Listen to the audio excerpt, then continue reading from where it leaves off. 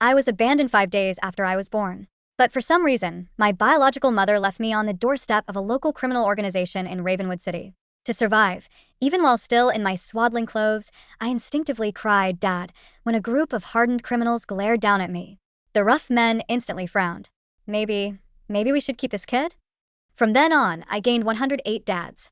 But our home was truly a den of outlaws. Every single one of them was on the most wanted list. So, to avoid causing trouble for my dads, I lived a low-key life for over a decade. That was until high school, when I encountered school bullying. Tiffany, the queen bee, and her cronies cornered me in the restroom, splashing me with cold water, tearing my clothes, and even filming me with her phone. "Why are you staring, you scholarship student? How dare you glare at me?" But they hit me so hard that I grabbed her, and we fell from the 3rd floor. When I woke up, the teacher in the nurse's office was scolding me. "She hit you, so you tried to kill her? Is that it? You're absolutely vicious. Call your parents immediately. I want to see how your parents raised you." My hair stood on end. I meekly asked, "Ms. Davison, are you sure you want to call my parents?" As soon as the words left my mouth, a sharp slap echoed. Mr. Albright, Tiffany's father, struck me across the face, his eyes burning with menacing fury. "You brat. You will call your parents to apologize to me." I was instantly knocked to the ground, half my face throbbing with pain. Ms. Davison, however, acted as if she hadn't seen a thing. She immediately fawned over Mr. Albright, nodding and bowing. "Mr. Albright, please rest assured, the school will handle this very seriously and show no leniency." She turned to me, yelling directly into my face. "Stella, look what you've done to Tiffany. Call your parents right away to pay for her medical expenses." I hung my head, my nails digging deep into my palms. A metallic taste of blood spread in my mouth. No, it was Tiffany. She was the one who first cornered me in the restroom, splashed me with cold water, and tore my clothes. But I couldn't finish my sentence. Tiffany started to cry weakly from her hospital bed. "Dad." "She's lying. I was just passing by, and Stella suddenly went crazy and pushed me down the stairs. She's just a scholarship student, jealous that our family has money. She's always hated me." "It was clearly you," I immediately retorted. But Ms. Davison didn't give me a chance to speak. "Shut up, Stella. The facts are clear. You deliberately hurt her." She grabbed me and dragged me out of the medical room. Roughly pulling out my phone, Ms. Davison slapped it against my face. "I don't want to hear your nonsense. Now, immediately, call your parents. Tell them to get over here and pay up." Suddenly, the gaze of various teachers and students in the hallway focused on me, a mix of curiosity and schadenfreude. But I clutched the cold phone, staring at the bustling contact list, yet I couldn't bring myself to make the call. I had 108 dads. But Dad 1 was a syndicate boss, Dad 3 smuggled weapons, Dad 15 lent out high-interest loans, and Dad 78 ran an illegal casino. Though they always loved to give me black cards and then pat my head, saying, "Stella, don't stir up trouble out there, but if anything happens, always come to us. If anyone lays a finger on you, Dad 1 will make their whole family disappear from the face of the earth. Right? Anyone who dares to make you suffer, Dad 3 will come for them with a pair of knives." But they were all Ravenwood City's most wanted criminals. A shiver ran through me. I remembered them always leaving early and coming home late, their bodies covered in knife scars and the smell of blood, grumbling about running into the cops again that day. I remembered the news channels constantly featuring their wanted posters. I couldn't risk putting them in danger. Looking up again, I tried one last struggle. "Ms. Davison, my dads, they're all working out of town, very far away, they can't come. Could we? I'll write an apology. I'll apologize publicly. I'll accept a disciplinary record. Anything. Just please don't call them, okay?" Ms. Davison let out a sneer. "Working out of town? No wonder you turned out to be such a shameless child. And they can't come? Tiffany's medical exams, her emotional distress compensation, that's a lot of money. Can a kid like you pay for it? Call them quickly, don't waste my time." She looked at me with utter contempt. "How much money? I was about to say I could pay for it myself, as my dads had given me black cards I hadn't even touched. But Mr. Albright emerged and immediately handed Ms. Davison a bank card. "Ms. Davison, here's 50,000.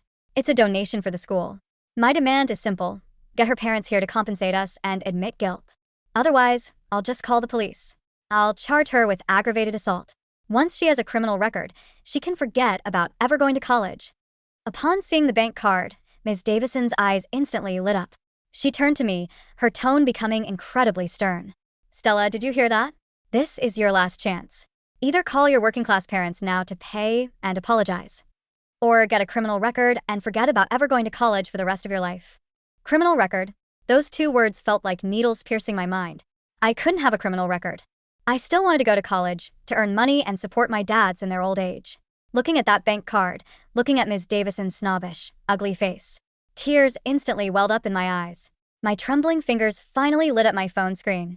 Ms. Davison, please don't. Don't call the police. I'll call my parents. My hand trembled as I tapped Dad 1 at the top of my contacts. Although he was a syndicate boss, he was still the most normal among all my dads. I hoped he could pretend to be an ordinary person and get through this. Beep beep. The call was answered the moment it went through. Dad 1's warm, smiling voice came from the receiver. Stella? Dad 1, I said, pressing my lips together. The teacher wants me to ask you to come to school. I go to school? He instantly sounded excited. Oh, is my daughter winning another award? This is the first time you've asked me to come get a certificate. Wait up, I'm coming now. No. A pang of sadness hit me. I was about to say no. But then, a clear gunshot suddenly rang out from the other end of the line, followed by a strange man's scream and a series of dull thuds. I froze instantly. I faintly heard a very soft clean it up. Childhood memories flooded back. Dad 1 always came home with blood on him, but he would lie and say it was ketchup. His breathing seemed a little unsteady, but when he spoke to me again, his voice was still gentle. No. What, sweetie? Thinking about whether he was doing something dangerous, whether he was hurt, my heart pounded. The words on the tip of my tongue hardened into, and nothing, it's fine. I can get the award myself. You're busy, I'm hanging up. Hey. You didn't even say anything. Why are you hanging up? Hearing this, Ms. Davison shouted and reached for my phone. I instinctively dodged, quickly ending the call. But the next second, slap. Another harsh slap landed on my face. Yes. Davison's face was distorted with rage. You've caused such big trouble and you're still trying to hide it from your parents. Mr. Albright slammed his hand against the wall, pointing at my nose and yelling. Don't think you're getting away with this by hiding it from adults. I'm telling you, in this part of Ravenwood City, I'm a local big shot. I have connections at the police department. If you dare touch my daughter, I'll make your whole family of working-class nobodies disappear in a minute. Tiffany limped out, mocking me. You're so pathetic you don't even dare call your parents. I bet your family is too poor to put food on the table, right? So, where did you get the guts to push me? So ridiculous. I lowered my head, my voice as faint as a mosquito's hum. My dads really can't come. I'm sorry, Tiffany. It was my fault, I shouldn't have pushed you. I can bow down and apologize to you in front of the whole school, be your errand girl for a year, or you can hit me back. Just please don't call the police, okay? I don't want to get expelled. Tiffany scoffed contemptuously, but Mr. Albright roared and reached for my phone. You're trying to negotiate now? Give me your parents' number, I'll talk to them myself. Ms. Davison immediately chimed in. Stella, give Mr. Albright your phone to call. Don't resist, you need to show an attitude of wanting to solve the problem. The man lunged forward to snatch it, but I clung to my phone, backing away repeatedly. Finally, I stumbled and fell awkwardly to my knees. My knees hit the cold tile floor, making tears stream down my face from the pain. But I kept bowing, begging. Please, please don't involve my dads. Tiffany, please, I'll do all the apologizing and making amends I just mentioned. You can hit me back, just please don't call my parents, okay? Dull thuds echoed on the floor as I bowed repeatedly until blood smeared my forehead. Only then did a look of triumphant pleasure appear on Tiffany's face. Stopping her dad, she raised her voice. All right then, just apologizing in public isn't enough. Tomorrow, you'll have to bow 100 times, touching your forehead to the ground, until I'm satisfied. Only then will I not call the police. Okay. Clenching my fists, I agreed to all her conditions. My heart bled with humiliation, but I felt it was worth it, as long as my dads weren't implicated. But that evening, when I returned to the small apartment Dad 2 rented for me, wearing a baseball cap and feeling exhausted, I saw 3 men bustling around in the kitchen, cooking. It was Dad 66, Dad 79, and Dad 93. Seeing me return, they immediately gathered around me happily. Stella's home. At the dining table, Dad 66 smiled and pinched my cheek. Stella, I heard you're getting an award at school. Why didn't you let one of us go get it for you? By my calculations, it should be my turn, right? Dad 79 skillfully massaged my shoulders, refuting him. Nonsense, it's my turn. Dad 93 pushed a bowl of soup in front of me. Drink up, it's good for your brain. You'll get into a great college. My nose stung, and I almost cried. But I forced a smile and explained, it's just a small award, no need to trouble yourselves. I'll call you for the big awards next time. All right, we won't argue. You eat first, sweetie. They excitedly served me food. As I was eating, Dad 66 suddenly looked serious and answered a phone call. I faintly heard a few words. That shipment being watched again jumped into the river. Damn, this money is really hard to earn. Instantly, my heart tightened again. Fearing they would be arrested, I took a deep breath and put down my fork. Dads, could you in the future stop doing that kind of work? I'm grown up now. I'll get into a good college and support you. So, could you get some stable jobs? The three big men froze simultaneously. Then, overcome with emotion, they hugged each other and cried, promising they would. 2 hours later, the three of them gave me a few more instructions, left me 3 black cards, and then left in a hurry. I stood at the door, watching them disappear down the hallway, my eyes stinging. Remember to change jobs. We know. But the moment the door closed, Dad 66 looked at his brothers beside him, puzzled. Strange, our daughter doesn't like my nuclear submarine development. The other two also looked bewildered. And as I closed the door, I looked at the My Family 108 group chat on my phone. The messages were already $9.99 plus. My dads were all asking, is Stella tired from studying today? Do you have enough money? Don't skimp. I have plenty of money. My eyes welled up again. I sniffed and finally typed a line in the chat box. I'm fine, everyone. Don't worry. Dads, you're busy with work. Please also pay attention to safety. Send. The next second, staring at the constantly popping up messages of concern on the screen, I made up my mind. I would never cause my dads any more trouble. Stella, you must hold on. Everything will be fine after the SAT. At the school assembly on Monday, a sea of students filled the field below. I knelt on the ground, mechanically confessing. It was because I harbored resentment that I pushed Tiffany down the stairs. I was jealous of her. I am a wicked person. My voice echoed across the sports field, but every word felt like a knife slicing my throat. Tiffany sat in a wheelchair, pushed to the very front by several classmates, watching me triumphantly. Her eyes were filled with excitement as I knelt, bowing repeatedly and apologizing. Below, the murmurs converged into a buzzing noise. I heard her family is really poor. She's here on a scholarship. Such a wicked mind, jealous of rich people, I guess. Look at her pathetic, poor self. She deserves it. A kid with a mother who didn't raise her, no upbringing at all. All the malicious words felt like needles pricking my flesh, a bone-chilling pain. But I was already numb. After finishing, I slowly bent at the waist. Thud. The first bow, my forehead hitting the cold podium. 50 bows, 100 bows, I bowed again and again, my forehead going from numb to agonizing pain, then to a warm stickiness. Blood streamed down my brow, blurring my vision, plunging everything into darkness. The ground was covered in crimson blood. The confession finished, I walked off the stage, my face covered in blood. The crowd parted for me as if I were carrying a plague. Tiffany, surrounded by her cronies, deliberately walked past me. She spoke in a voice that was neither too loud nor too soft. Ugh, some people are just born pathetic. Just an apology won't cut it, will it? From now on, when you see me, call me Grandma. Got it? Clenching my fists, my nails dug deep into my flesh. I said nothing. I just silently returned to my seat, took out a wet wipe, and tried hard to wipe the red words off my desk. But the paint had already seeped into the wood grain, making it more smudged with every wipe, like ugly scars. The entire day, I was surrounded by malice. Until the dismissal bell rang, I couldn't hold it in anymore and rushed out of the classroom. Afraid to use the main entrance, I took a detour through the secluded alley behind the school. But after only a few steps, Tiffany and her 3 cronies were blocking the alley entrance. She stood up from her wheelchair, stretched her limbs, and walked toward me step by step. Didn't you say you'd be my errand girl? The boss hasn't left yet and you're running off so fast. Are you playing games with me, Stella? Sorry, you didn't call me. Whether I call you or not, you're supposed to be my dog. Tiffany took out her phone, aiming the camera at my disheveled face. Come on, apologize again. Say, Stella, am a worthless piece of trash. I shouldn't have forgotten to be Tiffany Albright's dog. I bit my lip, motionless. Tiffany became more energized, directly starting a new round of torment. Cold mineral water poured over my head, my soaked school uniform was torn, and lipstick was smeared haphazardly across my face. Tiffany held up her phone, laughing wildly. Come on, smile. Say thank you, Tiffany, for the lesson. Otherwise I'll call the police and let your disgraceful dads have a good chat at the police station. My mind buzzed.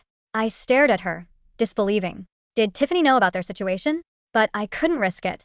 I could only endure my constant trembling, repeating her words in a hoarse voice. Thank you, Tiffany, for the lesson. It wasn't until I had said it dozens of times that Tiffany finally smiled, satisfied, kicked me, and left. Wouldn't it have been easier if you were this obedient earlier? From now on, come here every day after school and wait for me, got it? Whatever I want you to do, You have to do it. Okay. She left with her cronies. Instantly, I was alone in the alley. I don't know how long passed, but I slowly crouched down. On the ground, a soaked math test, with a bright red 100 score, was particularly glaring. Desperately fighting back the welling tears, I reached out to pick up my mud-stained books and test papers. However, just as I looked up, at the alley entrance, 4 or 5 men had appeared. Leading them was Dad, and behind him followed 4 or 5 other dads. At this moment, their faces were dark and grim, all staring intently at me without saying a word. The air in the alley seemed to solidify. After a long silence, Dad 1 crouched down, his rough fingers wiping away the bloodstains on my face. Who did this? I turned my face away, not daring to meet the anger in his eyes, and whispered, No, I just fell. Fell. Dad 5 snatched the mud-stained math textbook from the ground, pointing at the dirty shoe prints on it, and roared, This is fell? This is being stomped to death. Dad 3 adjusted his glasses, his gaze behind the lenses as sharp as a knife.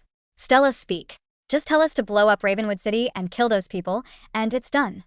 But I bit my lip hard. I couldn't say anything. Mr. Albright was rich and powerful. Tiffany even said the Ravenwood City police listened to her family. My dads were all wanted criminals. I couldn't risk putting them in jail. I stubbornly shook my head, but tears welled up in my eyes against my will. Time ticked by. Finally, Dad 1 sighed, gently holding my cold hand with an undeniable strength. Stella, do you remember that year when you were 5, the chubby kid from the next street stole your candy, and you cried all night when you came home? The next day, that chubby kid's whole family moved out of Ravenwood City. We dads aren't good people, but our family rule is, whoever touches you dies. The wind in the alley instantly stilled. Seeing my dads silently surrounding me, their eyes filled with suppressed rage and heartache. All the grievances, fear, and humiliation of these past days instantly broke through my taut nerves. Dad. I flung myself into Dad 1's arms, sobbing uncontrollably, stammering out everything that had happened. It was Tiffany. Her dad is Mr. Albright. He owns mines. She said Ravenwood City was all her family's territory. She bullies me every day. Today she even took a video. Dad 5's brand new phone was crushed in his hand with a snap, the screen shattering. A mine owner. How dare he? Damn that Mr. Albright. When I helped him get started back in the day, he was licking my boots. He's lost his mind. How dare he touch her, Stella? My dad's angry curses rose and fell, but I listened, stunned. Dad 1 simply patted my back gently, then pulled out his phone and dialed a number, his voice cold as ice. Send out the word. All brothers, drop what you're doing. 1 hour. Everyone to Ravenwood City. Our daughter was bullied. The next morning, Dad 1 told me to go to school, as usual. I nodded and went alone. Sure enough, at the school gate, Tiffany was waiting beside that flashy luxury car. Seeing me, she deliberately raised her voice, her face full of sarcasm. Oh, isn't this the one who was on her knees bowing to me yesterday? But before she finished, I walked straight past her, my eyes calm, as if she were just thin air. Tiffany froze instantly. Stella. She rushed forward in a fit of rage, grabbing my backpack tightly. Did I tell you to leave? Didn't learn your lesson yesterday, did you? You worthless piece of trash. She raised her hand, ready to slap me. I gave you a chance. But remembering Dad 1's words, I felt an unprecedented confidence inside me. The next second, her wrist was caught firmly in midair by my hand. Looking into her astonished eyes, I said each word coldly. I said, let go. You little brat.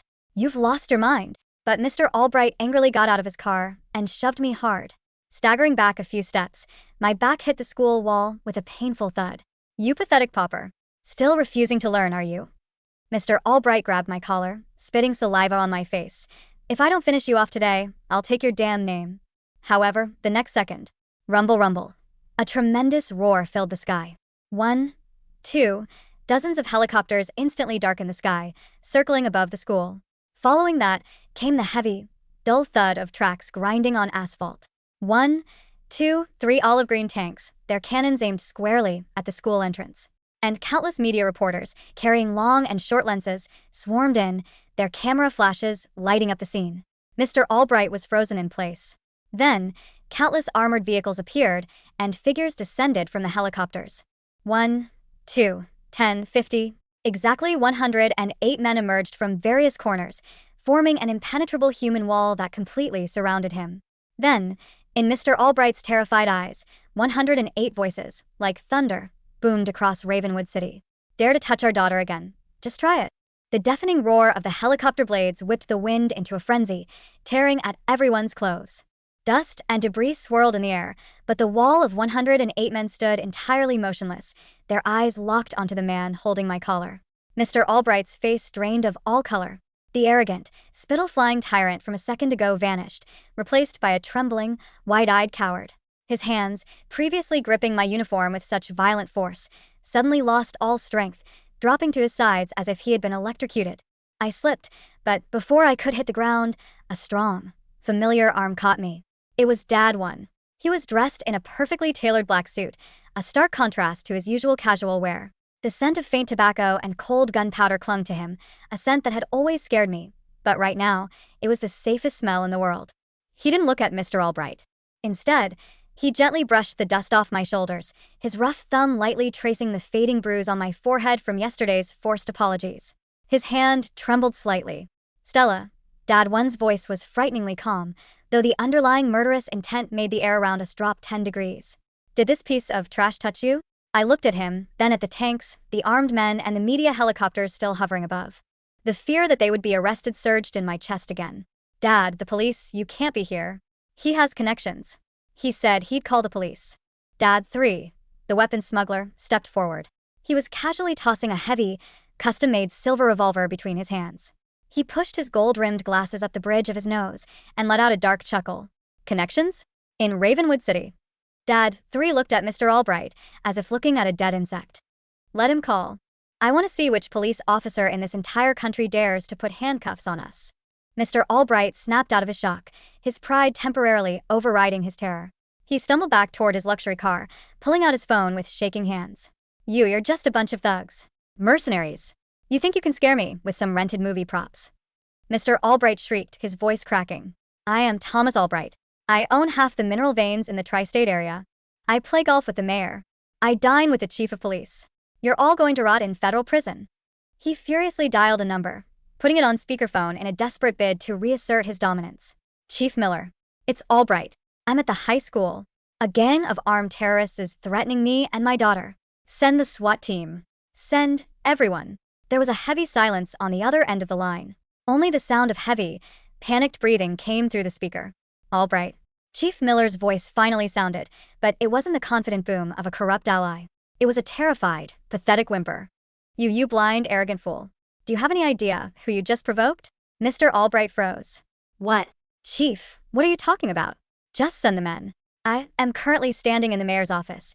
Chief Miller's voice cracked. "And the mayor is currently on his knees, crying, begging the governor to declare a state of emergency to save our city from being wiped off the map. You didn't provoke a gang, Thomas. You provoked the Vanguard Aegis." The phone slipped from Mr. Albright's sweaty fingers, shattering on the asphalt. Dad 78, the illegal casino runner, stepped out from the crowd. He was tapping away on a sleek tablet. Without looking up, he said, "Thomas Albright, CEO of Albright Mining. Let's see. Massive tax evasion, illegal dumping of toxic waste, hiring thugs to break miner strikes, and embezzling $50 million from your own shareholders. Cute." Dad 78 pressed a single button on his screen. "I just forwarded this to the FBI, the IRS, and every major news outlet.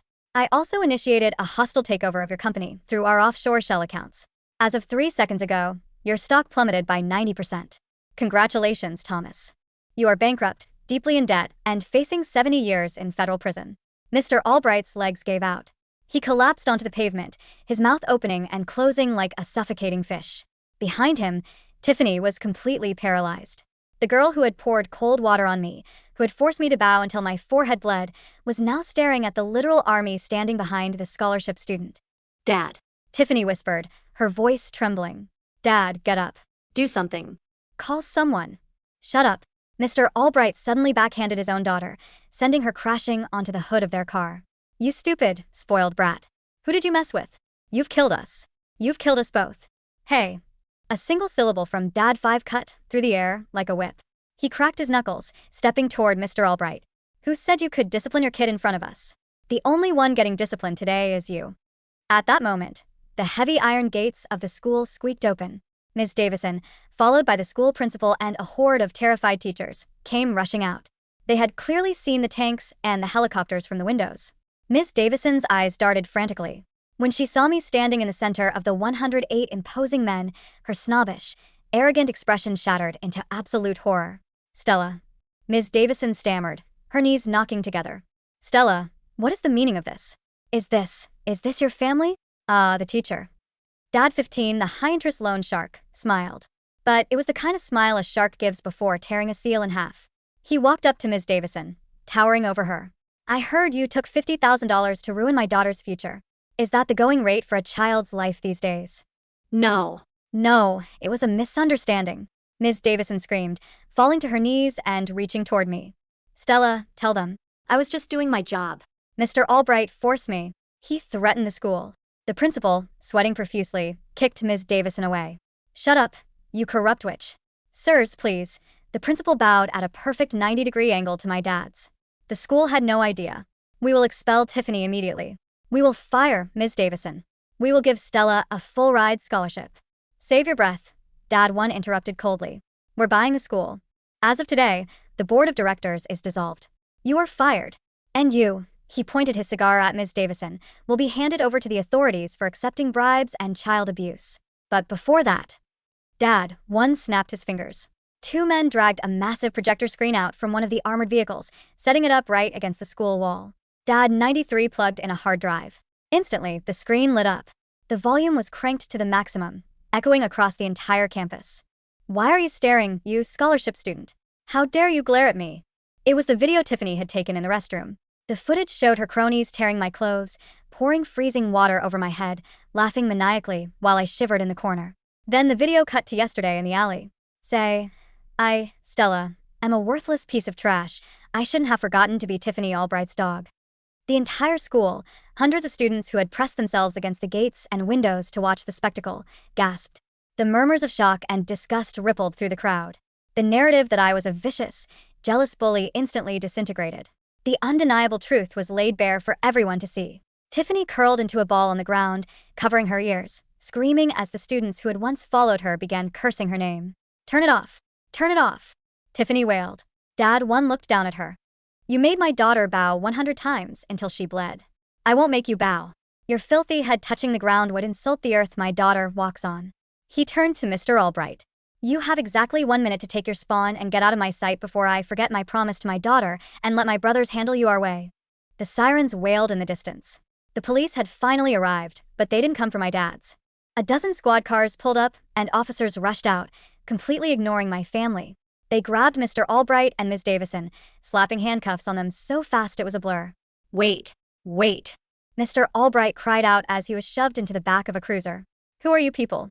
You can't just destroy me like this." Dad 1 took a slow drag from his cigar, blowing the smoke into the crisp morning air. "I'm Dad 1, he said simply. "And you made my daughter cry." That night, the small apartment Dad 2 rented for me was entirely too cramped. 108 massive men squeezed into the tiny living room, the kitchen, and even out onto the balcony. The atmosphere was completely different from the terrifying display at the school. Right now, they looked like a bunch of oversized, anxious bears trying not to break the furniture. Dad 66, Dad 79, and Dad 93 had completely taken over the kitchen, cooking a feast that smelled like heaven. I sat on the sofa, a warm towel pressed to my forehead, still trying to process the absolute madness of the day. "So," I finally spoke, my voice tentative. The room went dead silent.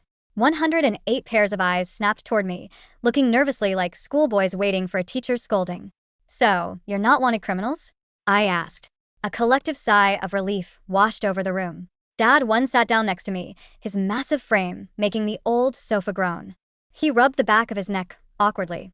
"Stella, honey, we're really sorry we didn't tell you the whole truth. We didn't want to scare you, and honestly, we didn't know how to explain it to a kid." Dad 3 leaned against the wall, pushing his glasses up. "We aren't criminals, kiddo. The wanted posters you saw on the news? Those were international bounties issued by underground terrorist syndicates. They put a price on our heads because we dismantled their operations. We run Vanguard Aegis," Dad 15 chimed in from the corner.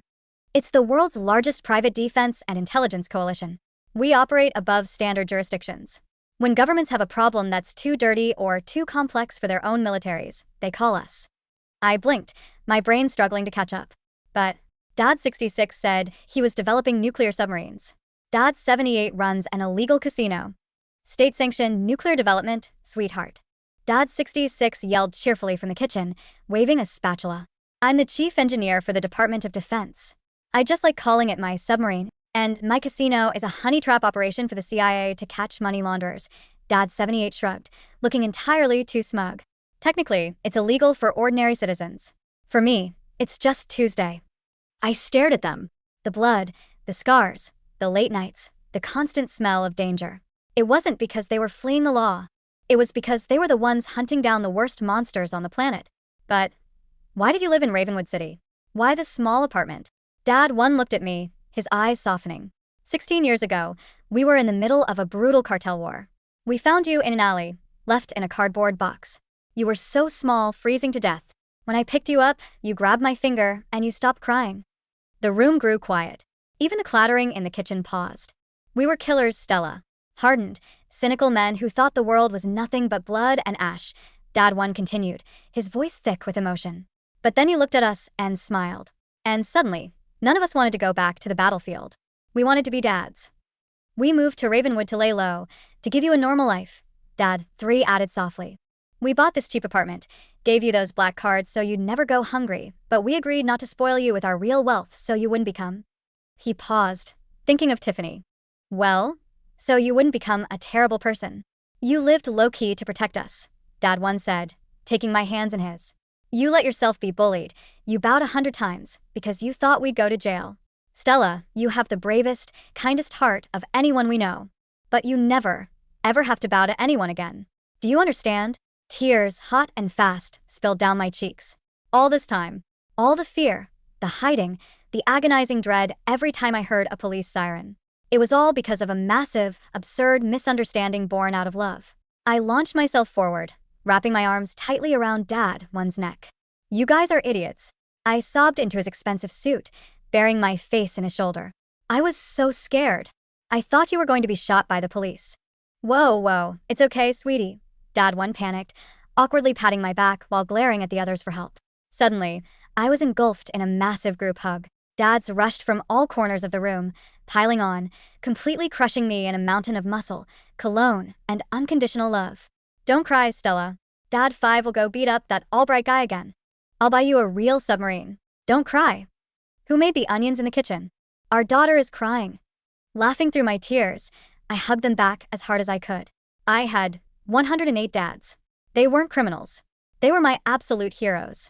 The rest of my high school days passed in blissful, untouchable peace. True to his word, Dad 1 bought the school.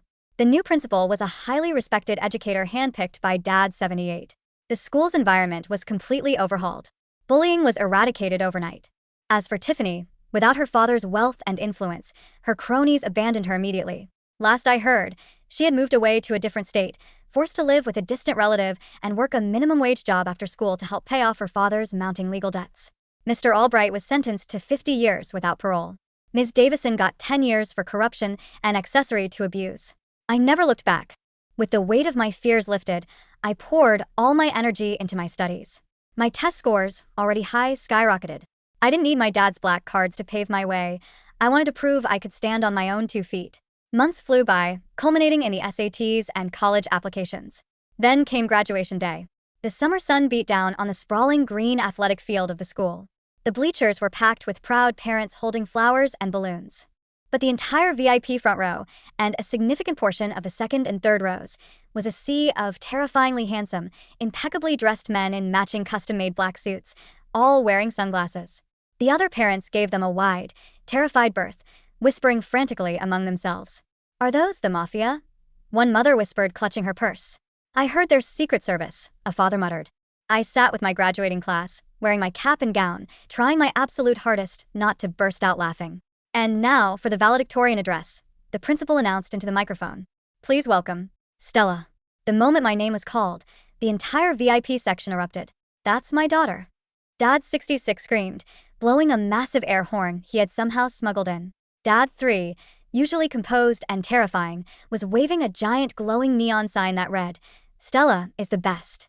Dad 1 just stood up, took off his sunglasses, and clapped so hard I thought his hands would break, beaming with a pride that outshone the summer sun. I walked up to the podium, adjusting the microphone. I looked out at the sea of faces, but my eyes locked onto the 108 men cheering like absolute maniacs in the front rows. I smiled, a genuine, completely unburdened smile. They say it takes a village to raise a child. I spoke into the mic, my voice steady and ringing clear across the field. I didn't have a village. I had an army. The crowd chuckled, but my dads went completely silent, listening to my every word as if it were a sacred decree. For a long time, I thought love meant hiding. I continued. I thought it meant shrinking yourself down, swallowing your pride, and taking the hits so the people you care about wouldn't have to. I looked down at the spot on the stage where I had once knelt and bled. The stain was long gone, replaced by pristine wood. But I was wrong. True love, the kind of love that saves your life, doesn't ask you to bleed in the dark. It stands behind you. It gives you the strength to stand up, to face the monsters, and it reminds you that no matter how hard you fall, there will always be hands ready to catch you. I raised my diploma high in the air. I am standing here today because of 108 extraordinary men who taught me that I never have to bow to fear ever again. Dads, I love you. We did it. The applause was deafening, but it was nothing compared to the roaring, tear-choked cheers of my family. As the ceremony ended and caps were thrown into the sky, I ran off the stage and straight into the crowd. I didn't care about the prestige, the future, or the black cards holding billions of dollars waiting for me in a vault.